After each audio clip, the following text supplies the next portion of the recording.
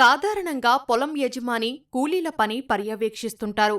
కానీ ఇక్కడ scene reverse. యజమాని చేతిలో తుపాకీ పట్టుకొని బాడీగార్డ్లా కాపలా కాస్తుంటేనే కూలీలు పొలంలో పనిచేస్తున్నారు. ఇదేంటి అనుకుంటున్నారా? మహారాష్ట్ర అహిల్యానగర్ జిల్లాలోని కుడ్సార్ గ్రామం పరిసర ప్రాంతాల్లో గత కొంతకాలంగా పులుల సంచారం ఎక్కువగా ఉంది. అడవి నుంచి గ్రామాల్లోకి వస్తున్న పులులు పొలాల్లో పనిచేస్తున్న రైతులపై దాడులు చేస్తున్నాయి. వీటి భయంతో కూలీలు పొలం పనికి రావాలంటేనే వణికిపోతున్నారు. చాలా మంది పనికి రావడం మానేశారు. దీంతో అటు సాగు ఆగిపోయి ఇటు పంట చేతికి రాక రైతులు దిక్కుతోచని స్థితిలో పడిపోయారు. ఈ పరిస్థితుల్లో కుడ్సార్కు చెందిన రైతు సతీష్ పవార్ ఓ సరికొత్త ఆలోచన చేశారు. కూలీల రక్షణ కోసం చేతిలో తుపాకీతో వారికి కాపలా కాస్తున్నాడు. కూలి పనికి వచ్చిన వారి ప్రాణాలకు తనదే బాధ్యత అని సతీష్ చెబుతున్నారు. పులుల భయంతో సాగు ఆగిపోకూడదనే ఈ నిర్ణయం తీసుకున్నట్లు తెలిపారు.